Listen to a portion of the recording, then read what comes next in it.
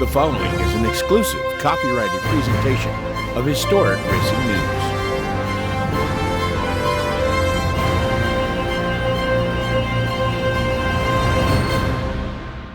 I'm Tim Mayer, and today I'm announcing my candidacy for president of the FIA. Our campaign is called FIA Forward because it's time for new energy, new focus, and renewed integrity at the heart of our federation. It's the promise of professionalism, growth, and service to our member clubs and for the future of motorsports and mobility. With those words, on July 4th, 2025, Tim Mayer threw his hat into the international motorsports political ring, announcing he would stand for election as FIA President against the incumbent Mohammed Ben Sulayem. Hi everybody, I'm Jim Roller, and on behalf of Historic Racing News, I was honored to be one of the first people to sit down and talk with Tim. Here is my exclusive conversation with Mayer about his run for the FIA presidency. Tim, welcome to the show. Well, thank you, Jim. It's been a while for us. We should probably disclose right up front that we've known each other for a long time, and but it has been a couple of years. Yeah, it has, and yes, we have. We go back a long time, and partly I want to get into that in a minute because I think it talks a little bit about qualifications and that sort of stuff. But why have you taken this decision at this point? Well, infamously or famously, Mohammed fired me as a steward back in November of last year. And I had devoted about 15 years to the FIA, probably over 100 days a year on average, all volunteer work, as a steward, as a race director, on numerous commissions and committees, and as a member of the World Motorsport Council. And it gave me an opportunity to reflect. What's important to me?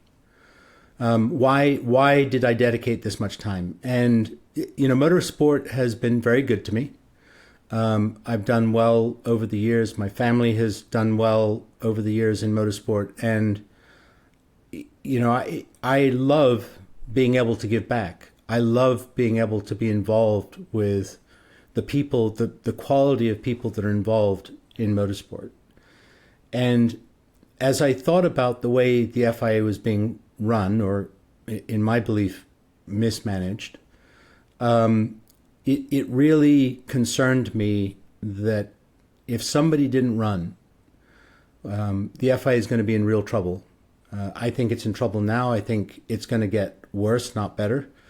And I think it's really important that somebody who has professional qualifications, somebody who has a dedication to this, somebody who has integrity more than anything else, stands and challenges Mohammed and provides for the member clubs, who are the people who elect in this case, an opportunity, a different option. So we thought about it, my wife and I, for a couple of months. I then started consulting with some other people and talking to them and saying, what do you think?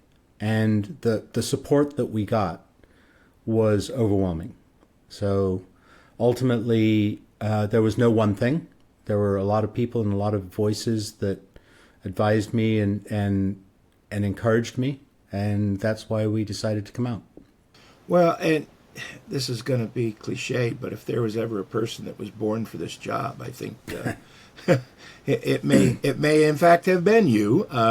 From the Mayer family, your dad was Teddy. Your uncle, you're named after, was a very good race car driver. And the fact that you started that you and I are old friends is because you have been involved in every aspect of motorsports, from media. You've even been a television producer, which is where you and I first met. Yep. And then during the American Le Mans series, you were in my ear in a headset, and always calm. Always, there's a there's a certain amount of having put in that 10,000 hours on all aspects of the sport that I think can uniquely qualify a person. And at the risk of sounding obsequious, I think you're one of the few people, because there are others that would fall into that category. How has that experience shaped your vision? Well, my career has been incredibly fortunate. It certainly started with that background you talk about. Dad, back in '63, partnered with Bruce McLaren. Timmy, my uncle, was Bruce's first teammate, and Dad was his manager. And when Timmy was killed in the Tasman series down in Australia, Bruce said to Dad, or Dad said to Bruce, it's all lost to legend at this point, hey, we should continue on with this. And so Bruce McLaren Motor Racing Limited was formed. I actually, right here in my office, have the original articles of incorporation of the company. And it went from there. I mean, Bruce was killed in testing for the '71 season at Goodwood. Everybody said, okay, Bruce's legacy is that we should continue. And they did. And very successfully so. Won the World Championship in Formula One, won the Indy 500, won the Can-Am Championship all together in '74. 70, yeah, not a bad year. Although the story that goes along with that, and Emerson was the driver, by the way, in the Formula One Championship, that comes around a little bit later. The story that goes along with that is that McLaren Hospitality at that time was my mother and Patty McLaren in the back of the transporter making tuna fish sandwiches. And I've said that story many times in front of my mother, and every time she objects and says, no, that's not fair. We used to make peanut butter and jelly as well. So it's kind of different from where it is now. Actually, this just past British Grand Prix a few days ago was the 60th anniversary of my mother's first going to the British Grand Prix. And Zach was kind enough to invite her to come along and be in the hospitality, and they treated her marvelously. And she's going to be dining out on that story with her friends for a long time. But the reason I brought up Emerson before is because like most kids, I didn't want anything to do with what my dad was doing, and I went into the military. I was in the Army for, kind of depending how you count it because of reserve time and this and that, about 8 years. And at some point, I peace was breaking out all over. This was the Reagan era, and the Army was shrinking, and I thought, maybe I should go look at something else. And Emerson was then racing for Penske, and Dad had moved, once he sold the team, sold McLaren, went to work for Roger. They'd known each other since the 50s, and was deputy chairman of Penske Racing. And Emerson said to me, well, I need somebody who, he didn't say it like this, he said, Jim, I need somebody. Okay, that's my Emerson. Not bad, actually. I'll quit now. I'll quit now while I'm ahead. He said, look, I need somebody who has a business degree, can work on my businesses, knows how to work in the paddock, and can jump out of an airplane. And I had all three of those qualifications, so I thought, okay, let's try that. So I went to work for Emerson, very quickly transitioned into producing international TV, because Emerson was involved in IndyCar, the broadcast of IndyCar.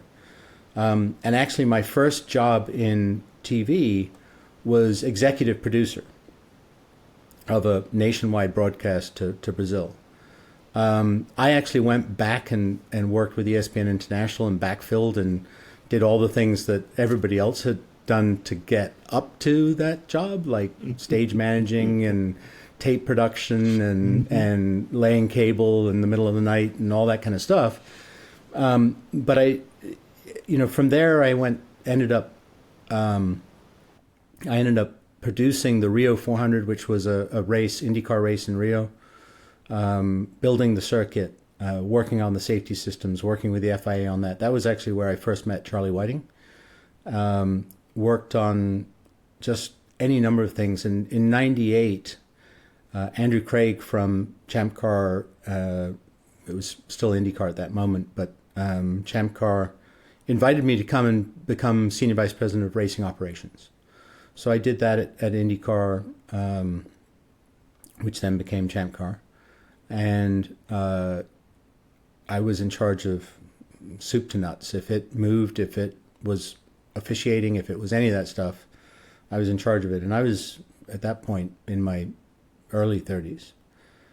So it was a big responsibility. And, from there I went, Scott Atherton at the American Le Mans Series. Well, Scott was the president of Panos Motorsports Group. And he asked me to come run IMSA. And ultimately I took over also the American Le Mans Series side as Scott got more and more busy. So, that's where you and I met working together side by side. And there I was in charge of everything. Scott was probably was very active in working with the sponsors and the teams and so on. So it was a team act, and it was very effective. And Scott and I still talk regularly, just the state of the universe, and we solve everybody's problems for them. But the America, it was a great time in the American Le Mans Series, and we had new manufacturers coming in. Audi and Porsche were battling at the front. Great drivers, and it was sort of the genesis of what we see today. Scott took it to Daytona. That merging of Grand Am and the American Le Mans Series really forged a new era in sports car racing, along with the ACO in France, 24 Hours. And they have done a remarkable job. But I left in 2009 because Dad died. I had a few extra pennies that I could spend some time doing things I liked doing. Not to say that I didn't like running the American Le Mans Series, but it's it's a little bit like running a championship. It's a little bit like Groundhog Day. You are repetitively beating your head against the wall. It's very hard work. That Scott lasted as long as he did was unbelievable, at such a high level. And at that point, I had the chance to talk to Max Mosley. Max said, "Look, if you can fly yourself to a couple races, I'll make you a GP2, GP3 steward. You can come, do that." And he had that confidence because he and I had worked on a couple of things over the years through the American Le Mans Series, and sort of, he knew Dad very well. So, and it was low risk for him. But really from that, I have stewarded, GP, as I say, GP2, GP3, touring cars, GT, World Cup GT, sports cars of every ilk, including the 24 Hours of Le Mans, where I've been very privileged to be a part of the stewarding panel at the 24 Hours for almost 15 years now. And as I said, I was also involved in the political side of the FIA. So I got involved through the ACUS, which is the U.S. Sporting Authority, as the deputy president, deputy at the World Council. And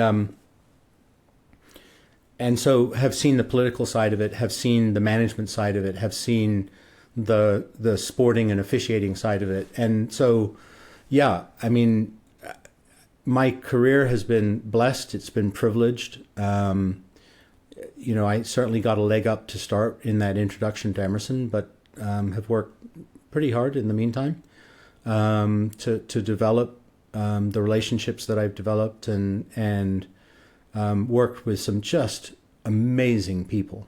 And I should say also, just in that experience, I have been the sporting organizer for the last 19 Formula One races in the U.S. So, I mean, it's just, it is the full waterfront. Yeah, you've been there, you've done that, and, now you're hoping to wear the T-shirt, I suppose. That's Tim Mayer. You're listening to Historic Racing News. Tim is standing for president of the FIA. For our listeners, Tim, the FIA, is primarily about auto racing, but the FIA is much more than that. Can you give us a brief thumbnail of what else the FIA does and how you can influence that in a positive way? Well, this is a critical point. There are basically two parts to the FIA. There's mobility, and mobility is things like roadside assistance, it's road safety, it's sustainability, it's access to mobility, and it's all about human dignity around the world, and I think, and creating opportunity for people around the world. So I actually think that mobility may be the bigger opportunity at the FIA. It's generally speaking been an underserved part of the FIA. It's a bigger opportunity to provide a lasting legacy for, not to be too grandiose, but all of mankind. So that's a huge opportunity. The other side is the sports side, and the sports side basically is broken up into two categories. There's what you might call regional or club sport, which is where the individual member clubs, each country has a member club, runs the racing in its country. In the UK, the club's called Motorsport UK. In Australia, it's Motorsport Australia. In Germany, it's DMSB. In France, it's FFSA. Each country has its own club. It's ACUS in America, right? And it's the ACUS, which stands for the Automobile Competition Committee of the United States, which is it's kind of a club of clubs. It's NASCAR, IndyCar, USAC, SCCA, NHRA, and IMSA. I got it. I got them all. 6 clubs, and they're the main member clubs, and they represent professional motorsport in the U.S. So, and if anybody wants to go, the office is in Daytona, and if you need a license to go race at the 24 Hours of Le Mans, for instance, you coordinate with the ACUS. And so each of these member clubs runs their own racing. Here in the U.S., the ACUS delegates that running of the racing to its member clubs, NASCAR, IndyCar, etc. They don't need any help running their own races. But then there's this other part, which is the major championships of the FIA. So the World Championships, Formula One, WEC, Rally, WRC, the World Rallycross. You've got this. There are 7 of these major championships across the world, spanning the world, and the FIA runs those. That's kind of a quasi-commercial operation that the FIA runs there, and it is what funds the rest of the FIA. Right. Sure. Okay. So. I'm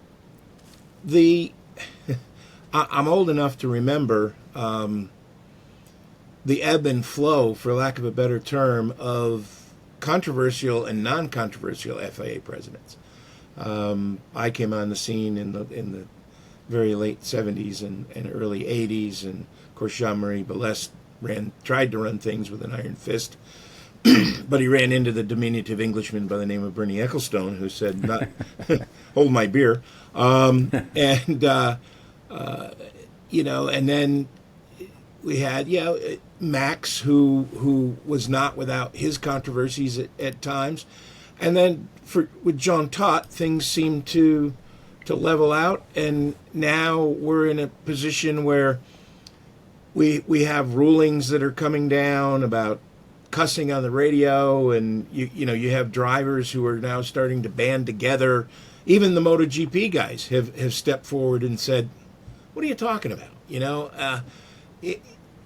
How do you manage as a president? How do you go in and fix that lack of transparency? I mean, some of it is media just trying to be, disturb the, build the controversy and that sort of stuff.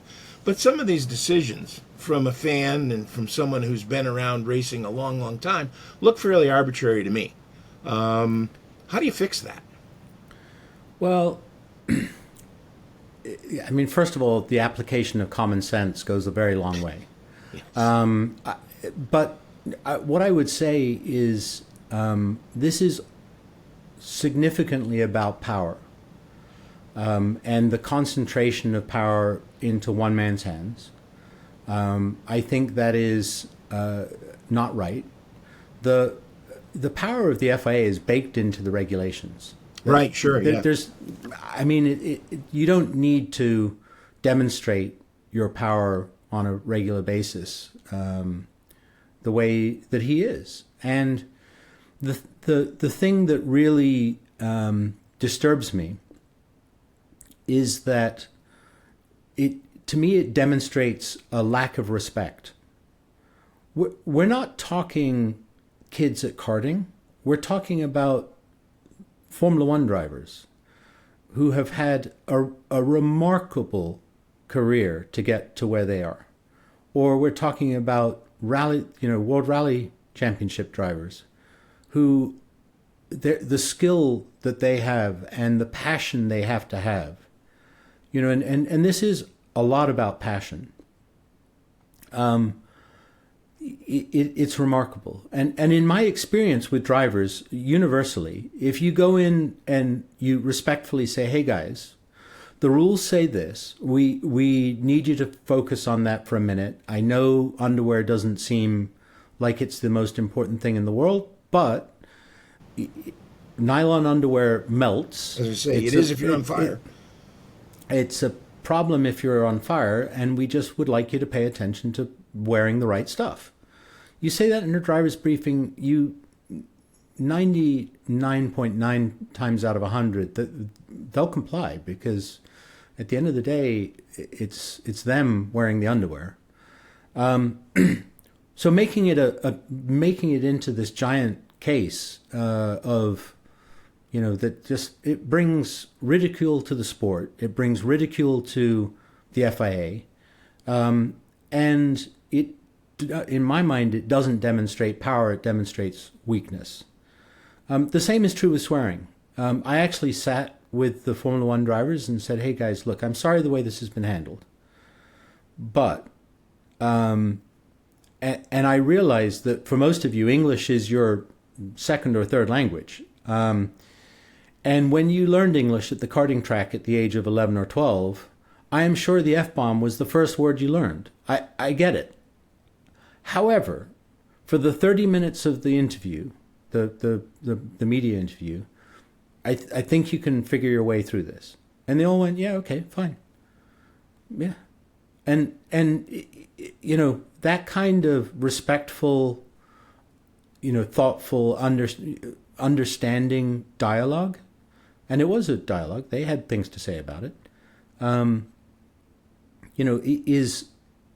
it doesn't matter if it's the drivers, it doesn't matter if it's the teams, it doesn't matter if it's the manufacturers and OEMs, it doesn't matter if it's the people investing in the sport, whether as a sponsor or as a investor on a team.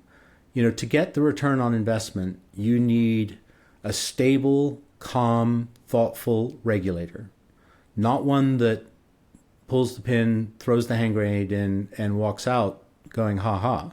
That's just, it's not good for the sport.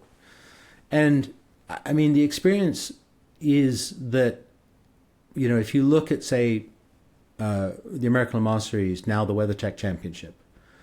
The people that have run that are calm, thoughtful, understanding, always have been.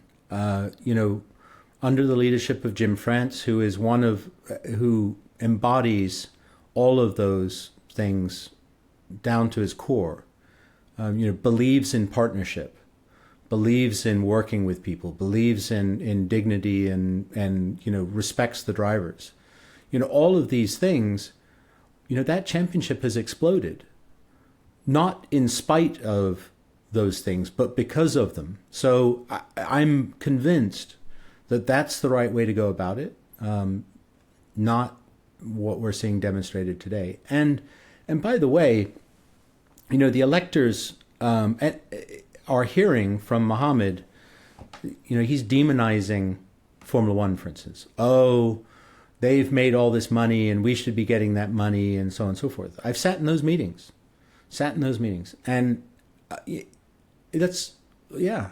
Well, I think, the idea is, okay, let's extort the money out of them. Let's, make it so painful to deal with us that they have to give us more money. It's not the way it works. A partnership is always the best way when you are working with others. That is, my pledge to everybody. That's what I'm telling the member clubs that elect the president. And at the same time, I'm saying, and one thing that Mohammed ran on, which he did well, was to say that these smaller member clubs need to be respected. They need to be seen. They need to be heard. And they can get all of that and have a respected regulator at the same time. You mentioned go-karting earlier. I can tell you, these guys are role models. And Joe Bradley, who is another member of our team here at Historic Racing News and at the 24 Hours of Le Mans and everything else, pardon me, he has seen it where kids and parents are acting like the Formula One drivers, throwing fits and protesting the smallest things. So it does have a trickle down. It is important. Yeah, and mutual respect is a big part of that. Yeah, teaching officials as well that mutual respect. Even with kids at karting, karting these days is not an insignificant endeavor. It is expensive. It's hard to do. You have to make sacrifices. These kids, some of them are just unbelievable. Like kids from the U.S. going to live in Italy, which doesn't sound like a hardship, but it's actually not that easy a thing to do, to transition to live in a foreign country where you don't necessarily speak the language. Yep. And they're learning and they're doing all these things. And, that mutual respect for what everybody's bringing to the table is critical. Yeah, and a final thing on the language thing. I also think that it's unfair. I get exactly what you're saying about the press conference. But if you're going to tap into as a TV guy, if I'm going to tap into the radio, you take your chances because that's their domain. Yeah. And I have a big problem penalizing somebody if I'm tapping in to their domain and saying, well, you can't do that. Yeah. Oh, that's your domain. I used to, when I produced international TV and IndyCar at IndyCar, I used to tell our guys, we have to break down the carbon fiber wall. Yeah. Because there's a relatively small segment of the population that's interested in the mechanics of the cars. There's a much bigger segment of the population that enjoys human interaction, yep, human story, human sacrifice, human emotions. And, our jobs as producers, and I'm without blowing your horn too much, you were an expert at this. Oh, thank you. Our job as producers is to tell stories. Yeah. Compelling stories. So if we want the drivers to act as sterilized non-human being, homogenized and sterilized and pasteurized and 100% pure as the driven snow, we can do that. It just isn't, it's not going to be compelling for anybody. Yeah. So It's called the PGA Tour is what it's called. well, my opinion. My opinion. okay, all right. Well, I mean, listen. I mean, yeah, those guys have to concentrate and they have to, act in a certain way, and that's fine. Mm-hmm. But even at the PGA, the most compelling moments are when they break down in tears, or when they they're human. Throw their club, or they do whatever it is, when they show that humanity, right? And so, we cannot get rid of the humanity that is such a big part of motorsports. Just, it is incredibly counterproductive. And again, to me, it's about mutual respect. You said, and you're 100% correct, it's up to the producer to pick what audio they're going to use. So there's a balance to be struck. It's not the responsibility of the drivers to produce TV while driving. So we all have to sit down at the table and talk about what we want the product to look like and sound like and so on, and whether that's engines or the size of the cars or whatever it may be. I mean, we're talking sort of Formula One specific. But I would say it's the same, regardless of whether we're talking about the WeatherTech Championship here in the U.S. or we're talking about 24 Hours of Le Mans, or we're talking about Goodwood with which is starting up this week. So I mean, just it doesn't matter where you are. It's all the stakeholders, including the fans, have a say, have a voice that needs to be listened to and respected. You're listening to Historic Racing News. That's Tim Mayer. He's standing for president of the FIA. Tim, you're an American. We've already detailed your extensive history in motorsports, everything from working on the media side to promotion of races and running races and being a steward. The American relationship, however, with the FIA is a little bit odd in that we do have a little bit of a history of kind of going our own way, whether it be John Bishop with GTP or Bill France Sr. saying, the FIA will tell me what to do with Daytona the day that, somebody else is in charge and all that kind of stuff. How as an American do you cut through all of the international stuff? You said at your announcement at Silverstone that Mohammed had he's kind of stacked the deck. They've made some rule changes and that sort of stuff. How do you cut through that, especially given his unlimited wealth to run a campaign? Well, luckily, I have some, working backwards on that question, I have some supporters who have are like-minded and are helping me fund this campaign. I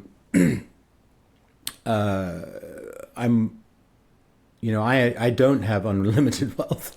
I would love for that to be different, but I've spent an awful lot of time volunteering the last 15 years. So, the thing is that people are uneasy about the situation with Mohammed. They do get that the reputation of the federation is on the line, and they do get that this is unhealthy. But they haven't been offered a choice. So and in particular for the smaller clubs, and there are 245 voting member clubs around the world, split between mobility and sport. And, around the world, most of them are small clubs. Most of them are very small businesses. And they're saying, okay, well, how does this work for me? This is retail politics, no different than running for mayor of a small town. And my job over the next 5 months is to go door to door, knock on doors, and say, hey guys, you can have a president who cares about your small business and who understands what it takes to build a karting track, or understands what it takes to build autocross, or understands what goes into a mobility business. Not because I'm an expert at mobility, but because I have built a great team who are deeply invested in mobility, and sport for that matter. But I needed more guidance on the mobility side, and we can provide you with that help that you need. We understand, and we're going to listen to you and listen to what you need. You can have that, but you can also have a professionally run federation, one that attracts investment from sponsors and so on, rather than repels it. One that is a beacon of good governance, not centralizing power with one person, which is what it is, what's happening right now. There are two. I'll give you a sense of that. There are two world councils, one for mobility and one for sport, and I've sat on that Motorsport Council for, as the deputy for the U.S. for 16 years. And over that period of time, it was a debating body, it was a consultative body, it was kind of the last stop for regulations before they, went out to sort of the world. And that has changed. It's dramatic. These members are supposed to represent the people that elected them. Well, now they're not even allowed to discuss the agenda of the meetings with the people that they represent. They've all had to sign an NDA or get thrown out, like David Richards of the UK, for which, by the way, there is no regulation or statute that says Mohammed can do that. He's just done it unilaterally. And, this is not good governance. This is control. And good governance to me, is about service. And so we can install good governance and serve the member clubs, and ultimately, as a result, serve their members, who are the racers and who are the mobility members around the world. And, this is the direction the FIA should be going. So going door to door and persuading these voters that they can have both is the job. Do you have? We've talked about, like we said earlier, Formula One kind of dominates the news and dominates everybody's thought. Sports car racing certainly in probably the best position it's been in decades. What is your vision for the other championships, rally, and also do you have any thoughts on what direction we go with historic racing, given that we have people showing up with continuation cars and replica cars and all of that? What are your let's start there. We are Historic Racing News, so yep. What are your thoughts on historic racing? Well, historic racing, I think, occupies a very unique niche, in that the FIA has evolved cars as technology has evolved, mm-hmm. and so on. And so my vision is that we need to work very hard with the organizers, with the promoters, to ensure that we're using best practices for safety. Yeah. Authenticity is fantastic. I think there is a place for replica cars. I think there is a place for all of those, as long as they're not trying to be passed off as the original. So I think integrity and honesty about what the car is important. But I think, focus, for me, the FIA's role is to focus on best practices. What can we do to run enjoyable events that showcase the cars, showcase the history, without it being unsafe? Mm-hmm. my father-in-law, ex-father-in-law, is a BMW racer through and through, and he has a huge collection of historic BMWs. Has worked with the BMW Foundation. Great guy, and he at one point owned a McLaren M8F. So he bought it because he liked the connection to Dad and so on. Sure. And had it restored. Debate about whether it was an original Peter Revson M8F and all that kind of stuff. But it was certainly an M8F, and we think ultimately that it was probably the T car for the team. Anyway, all of that being said, he sent a picture to my dad of the car and said, "What do you think?" And my dad's one-line response was, "It's not a toy." And bear in mind, Bruce died in an M8, not an M8F, but he died in an M8. And so, these historic cars, they are difficult. They're difficult to maintain. They bite. They're difficult to maintain. And, as a sport, we cannot go backwards.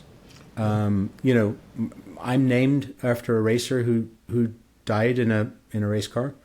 For me, that safety is paramount, and so that's why I say for me, for the FIA's principal role is to make sure that historic racing can happen safely, can happen in a way that entertains, but in a way that's also safe. So that would be my vision for historic racing, and the FIA's role.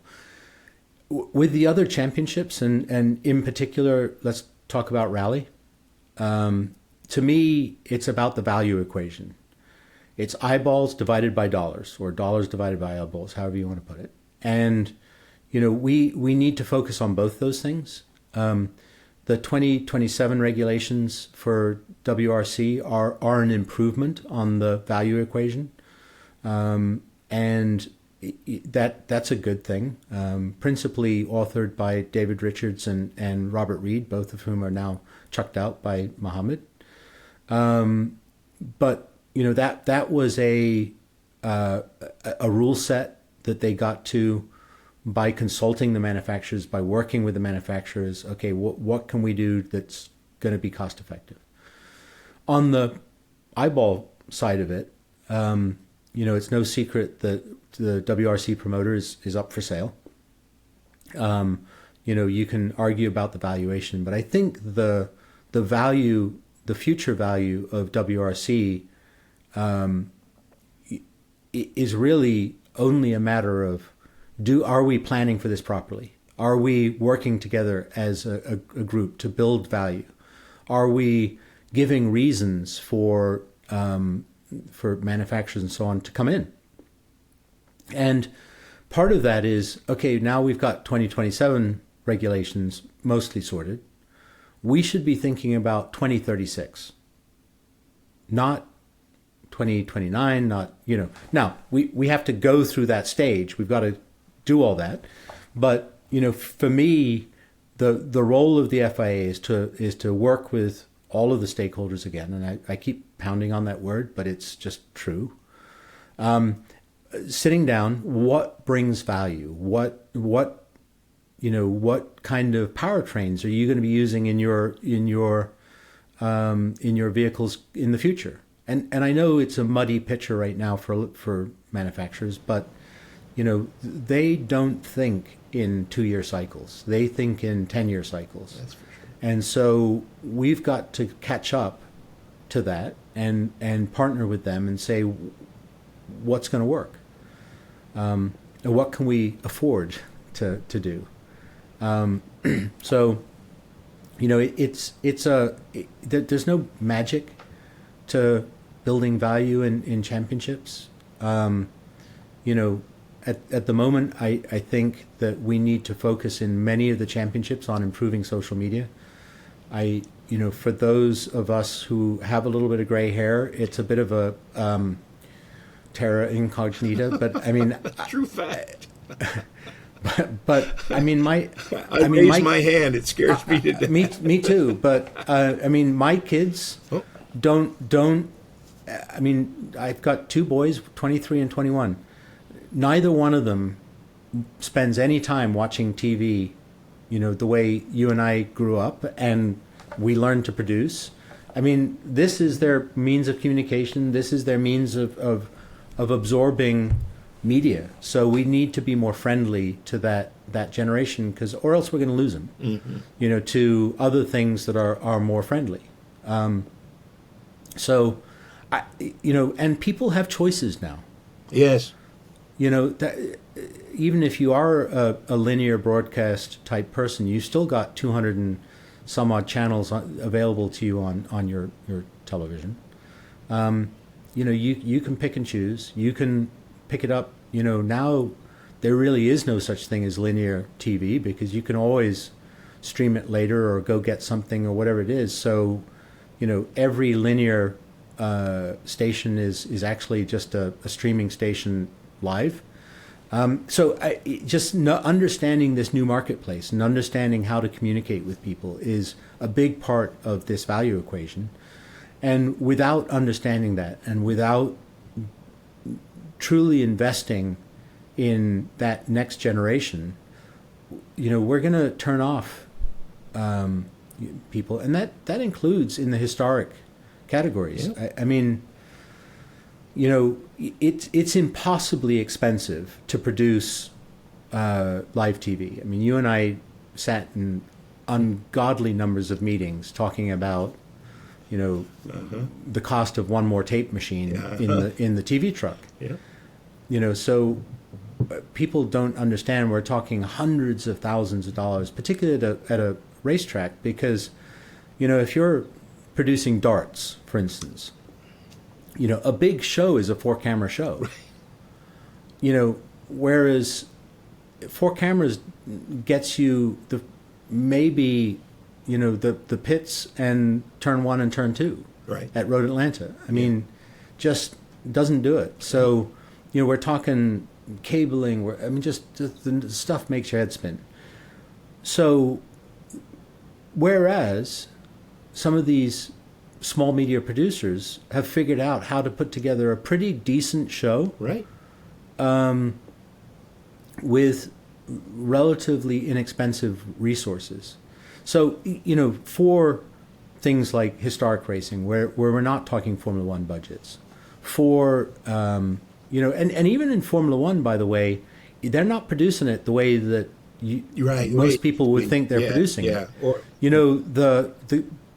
the switcher for Formula One, it sits in London, regardless of where it is. All it's the camera not the feeds. Bernie vision with the big compound like it used to be. That's right. Yeah, the big compound still exists, but it's mostly a meeting space. Yeah.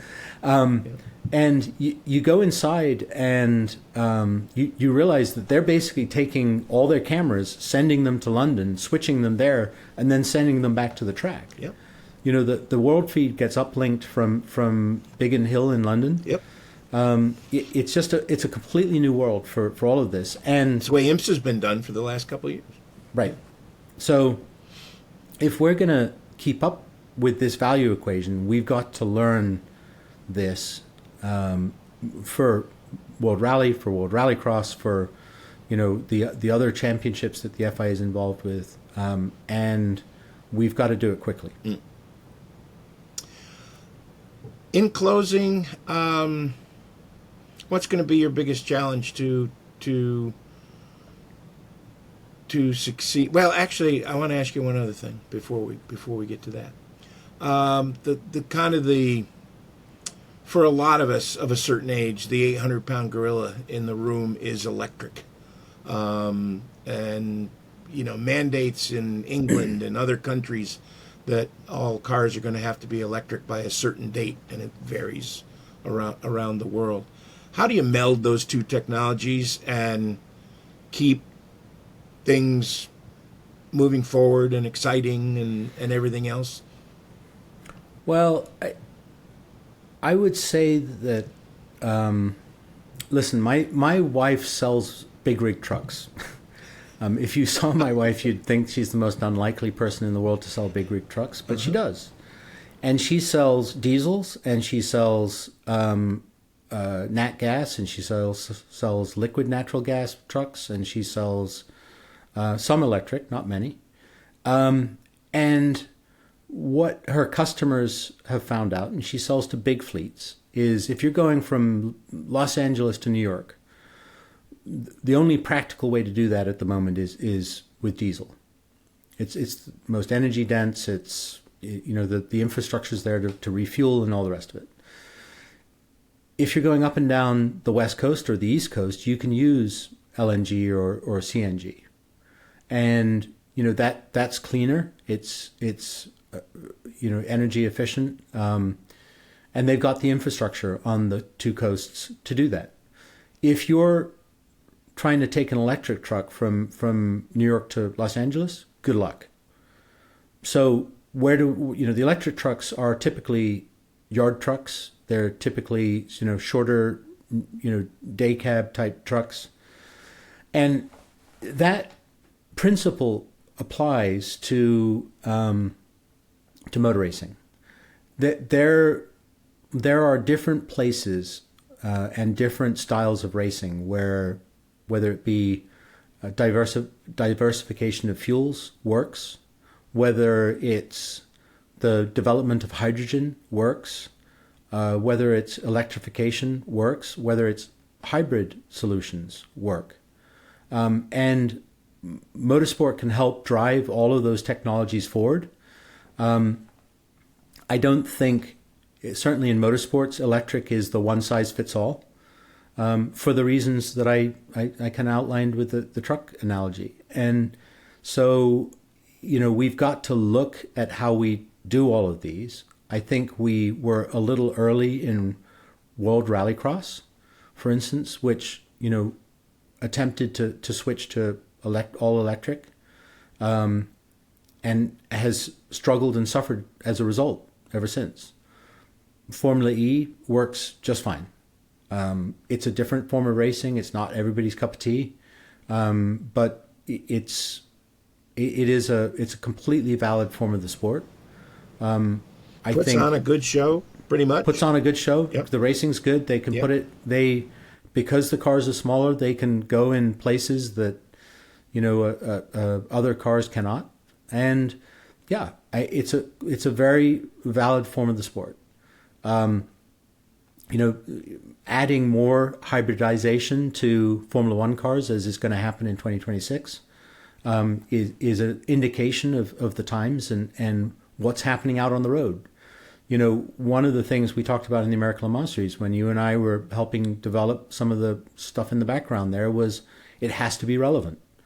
And, at the moment, my wife's car has a hybrid on it. I happen to drive an electric. Very happy, bought a brand new electric Cadillac. Amazing car, genuinely amazing car. But I would never attempt to try and drive and see my friends in Los Angeles there. Not that I would drive to Los Angeles. It's not my kind of thing anyway, but so, I think it's about diversification. I think it's about finding the right relevant niche and the right mix for each of the championships and the style of that championship and the type of car that runs in that championship. WRC is different than Formula One.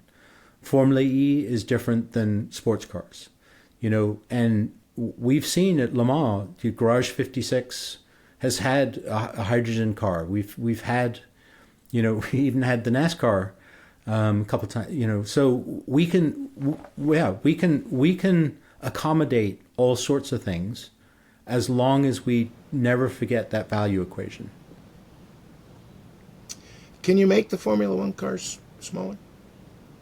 I think it's possible. The driving factor at the moment is the engine. Well, the driving factor at the moment is the engine and safety. There's just more. It's not so much that they're bigger, which they are, but it's also that they're heavier. And so, there's the batteries and that kind of thing. The weight limit has gone down for 2026, which should help a little bit.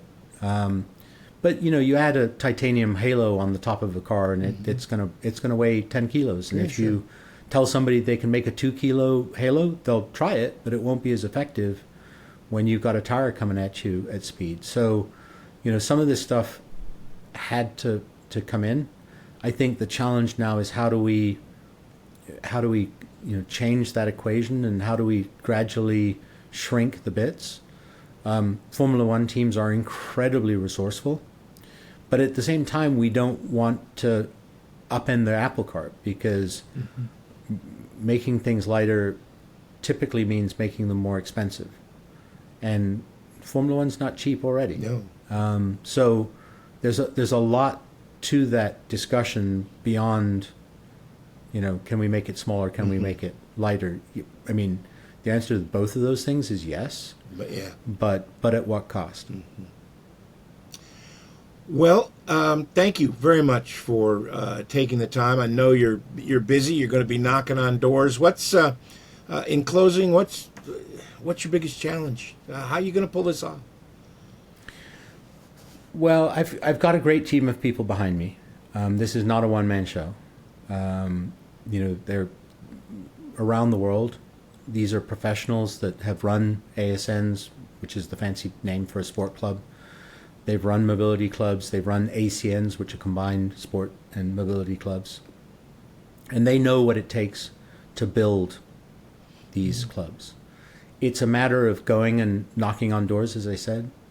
It's a matter of going to the World Championships, and this afternoon I fly to Brazil for the WEC race in Sao Paulo, and having discussions with those constituents, having discussions with people, and as I say, talking about we can bring value to the small clubs, we can pay attention, we can hear them, and we can drive resources that they need to grow, while at the same time being a responsible, respected, thoughtful leader on the motorsport side in particular, but also in mobility, and be a federation that they can be proud of. So that's the job, and it's just hard work and shoe leather at the end of the day. Well, good luck. If you win, I want you to promise me that the gratuitous grid selfies will continue. And if you know, you know. And good luck to you, man. Jim, you can't leave that one hanging out there. So just by way of explanation, for a number of years, every grid I've been on, I've taken a selfie with somebody or some place or something, and my personal social media is private. Jim is a subscriber, a welcome friend on that, and my friends love this. I must admit, in the turbulence of working with Mohammed, I did slack off on the gratuitous grid selfies, which is why you're giving me a hard time.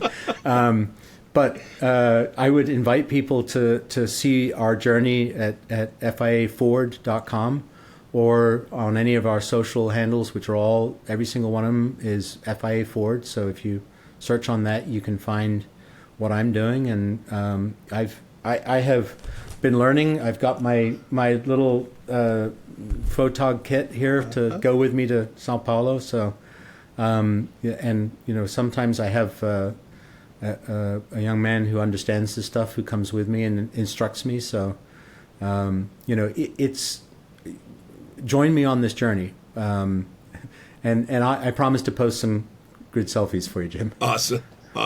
Thanks a lot, Tim, and good luck. Ladies and gentlemen, that was Tim Mayer, who is standing for president of the FIA. Thank you, Tim. Thank you, Jim.